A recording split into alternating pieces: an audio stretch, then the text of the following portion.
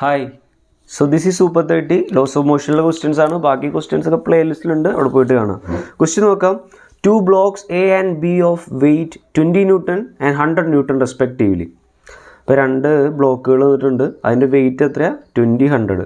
അപ്പോൾ എയുടെ വെയിറ്റ് എത്രയാണ്? 20 Newton. വെയിറ്റ് എന്ന് പറയുമ്പോൾ നേരെ താഴത്തേക്ക് മാർക്ക് ചെയ്യുക.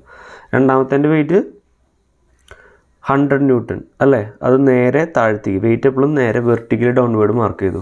These are being pressed against a wall by a force F. ഈ 2 ബ്ലോക്കുകൾ നമ്മളൊരു എഫ് ഫോഴ്സ് ഉപയോഗിച്ച് എന്താ ഇങ്ങനെ അമർത്തി വെച്ചേക്കാം, വീഴാതെ വെച്ചിരിക്കുകയാണ്. If the coefficient of friction between the block is 0.1. ഈ ബ്ലോക്കുകൾക്കിടയിലുള്ള കോയിഫിഷ്യൻ്റ് ഓഫ് ഫ്രിക്ഷൻ മ്യൂവിൻ്റെ വാല്യൂ 0.1 ആണ്. And between block B and the wall is, block ബിയും വോളും തമ്മിലുള്ള കോയിഫിഷ്യൻ്റ് ഓഫ് ഫ്രിക്ഷൻ 0.15 ആണെന്ന് തന്നിരിക്കുന്നുണ്ട്. അങ്ങനെയാണെങ്കിൽ ഇവിടുത്തെ frictional force applied by the wall on block B, ഇവിടുത്തെ ഫ്രിക്ഷണൽ ഫോഴ്സാണ് കണ്ടുപിടിക്കേണ്ടത്. ഇത്രയും കാര്യങ്ങളൊക്കെ തന്നിട്ടുണ്ട്, പക്ഷേ ഇത്രയൊന്നും ആവശ്യമില്ല. വെരി സിമ്പിൾ ക്വസ്റ്റ്യൻ ആണ്. ഈ കോൺസെപ്റ്റ് ഒന്ന് ശ്രദ്ധിക്കുക. എടാ, ഗ്രൗണ്ടിൽ ഒരു ബ്ലോക്ക് ഇരിക്കുന്നുണ്ട്, നിങ്ങളതിനെ പോയിട്ട് പുഷ് ചെയ്തു ഒരു 1 ന്യൂട്ടണിൽ, പക്ഷെ അത് നീങ്ങിയില്ല. അതിനർത്ഥം എന്താ? നിങ്ങൾ 1 ന്യൂട്ടൺ കൊടുത്തപ്പോൾ അത് നീങ്ങിയില്ലെങ്കിൽ അർത്ഥം എന്താ? അതേ 1 ന്യൂട്ടൺ ഇവിടെ ആരോ തിരിച്ചു തന്നു. ഓക്കെ, അതേ 1 ന്യൂട്ടൺ ഇവിടെ ആരോ തിരിച്ചു തന്നു. ആ തിരിച്ചു തന്ന ആളുടെ പേരെന്താ? ഫ്രിക്ഷൻ. ക്ലിയർ? അതായത് 1 ന്യൂട്ടൺ കൊടുത്തപ്പോൾ അങ്ങോട്ടേക്ക് മൂവ് ചെയ്യാനായിട്ടുള്ള ടെൻഡൻസി ഉണ്ട്. സോ മോഷൻ്റെ ടെൻഡൻസിന് ആരോ ഓപ്പോസ് ചെയ്യും? ഫ്രിക്ഷൻ. നീങ്ങിയില്ലെങ്കിൽ അതിനർത്ഥം അതേ 1 ന്യൂട്ടൺ ഫ്രിക്ഷൻ എന്ത് ചെയ്തു? ഓപ്പോസിറ്റായിട്ട് തന്നു. ഇവിടെ നോക്കിയാടാ, ഇവിടെ 120 ന്യൂട്ടൺ താഴത്തേക്ക് ആക്ട് ചെയ്യുന്നുണ്ട്. 120 ന്യൂട്ടൺ താഴത്തേക്ക് ആക്ട് ചെയ്യുന്നുണ്ട്. അപ്പോൾ ഇത് ഇങ്ങോട്ടേക്ക് വീഴേണ്ടതാ, ഈ ബ്ലോക്കുകൾ ഇങ്ങോട്ടേക്ക് വീഴേണ്ടതാ, പക്ഷെ വീഴുന്നില്ല. അതിനർത്ഥം എന്താ? ഫ്രിക്ഷൻ എന്ത് ചെയ്തു? ഇതേ 120 ന്യൂട്ടനെ മുകളിലേക്ക് അപ്ലൈ ചെയ്തു. സിമ്പിൾ പരിപാടി. Option C is right answer. Clear? Okay, അത്രേ ഉള്ളൂടാ, കഴിഞ്ഞു. We shall go for the next question. അടുത്ത ക്വസ്റ്റ്യൻ നോക്കാം. A block of mass 200 gram is kept stationary on a smooth inclined plane. ഇങ്ങനൊരു ബ്ലോക്ക് ഇരിക്കുന്നുണ്ട് inclined പ്ലെയിനിൽ.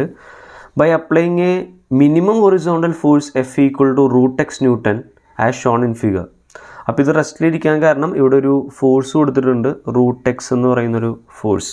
Okay, ഇത്രയും force കൊടുത്തപ്പോൾ ഇത് അനങ്ങാതിരിക്കുകയാണ്. ഇത് സ്മൂത്ത് ആയിട്ടുള്ള സർഫസ് ആണ്, ഇവിടെ ഫ്രിക്ഷൻ ഒന്നുമില്ല പറഞ്ഞിട്ടുണ്ട് ക്വസ്റ്റ്യനിൽ. സ്മൂത്ത് ഇൻക്ലൈൻഡ് പ്ലെയിൻ ആണ്. കണ്ടുപിടിക്കേണ്ടത് വാല്യൂ ഓഫ് എക്സ് ആണ് കണ്ടുപിടിക്കേണ്ടത്. ഓക്കെ, അപ്പോൾ ഇവിടെ എന്ത് ചെയ്യുന്നത് വെച്ച് കഴിഞ്ഞാൽ ശ്രദ്ധിക്കാം, ഇത് അനങ്ങാതിരിക്കുകയാണ്. ഈ ഫോഴ്സ് കാരണം ഇത് അനങ്ങാതിരിക്കുകയാണ്. ആ കണ്ടീഷനാണ് നമ്മൾ പറയുന്നത് കേട്ടോ. ഇതിന് മാസ് എത്രയാണ്? മാസ് 200 gram, അതായത് 0.2 kg.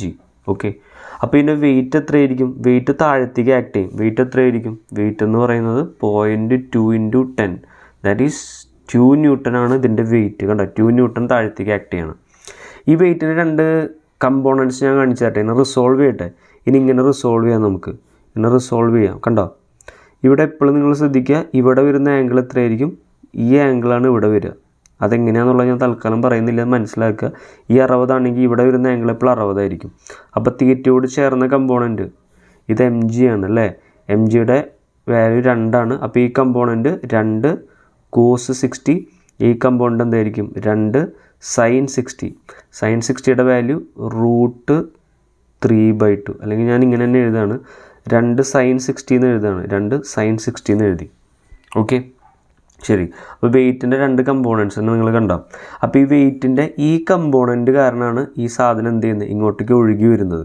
നമ്മൾ സ്ലോപ്പിലൊരു സാധനം വയ്ക്കുമ്പോൾ വെയിറ്റിൻ്റെ സൈൻ കമ്പോണൻറ്റ് കാരണമാണ് അത് താഴത്തേക്ക് ഒഴുകി വരുന്നത്. പക്ഷേ ഇവിടെ ഈ ഒരു ഫോഴ്സ് ഉണ്ടല്ലേ, ഈ ഫോഴ്സിനെ ഞാൻ റിസോൾവ് ചെയ്യട്ടെ. ഈ ഫോഴ്സിനെ ഞാൻ റിസോൾവ് ചെയ്ത് കാണിച്ചു തരട്ടെ. ഈ ഫോഴ്സിനെ ഞാൻ ഫ്രണ്ടിലേക്ക് നീക്കി വരച്ചു, ഈ √x എന്ന് പറയുന്ന ഫോഴ്സിന്, അല്ലെങ്കിൽ ഞാൻ തൽക്കാലം എഫ് എന്ന് വിളിക്കുകയാണ്. അപ്പോൾ ഇതിനെ ഞാൻ റിസോൾവ് ചെയ്യുന്ന സമയത്ത് ഇതിനെ ഞാൻ ഇങ്ങനെയാണ് റിസോൾവ് ചെയ്യുന്നത്. ഇങ്ങനെ 2 കമ്പോണൻറ്റ്സ് ആയിട്ട് റിസോൾവ് ചെയ്തു. ഓക്കെ, ഇത് 60 ആണെങ്കിൽ ഇത് എത്രയായിരിക്കും? ഇത് എത്രയായിരിക്കും? 60 ആയിരിക്കും അല്ലേ. Corresponding angles 60. അങ്ങനെയാണെങ്കിൽ ഫോഴ്സിൻ്റെ ഈ കമ്പോണൻറ്റ് എന്തായിരിക്കും? ഇത് എഫ് cos 60 ആയിരിക്കും. എഫ് cos 60 കണ്ടോ. അപ്പോൾ ഈ ഫോഴ്സിൻ്റെ എഫ് cos 60 എന്ന് പറയുന്ന കമ്പോണൻ്റാണ് എന്ത് ചെയ്യുന്നത്?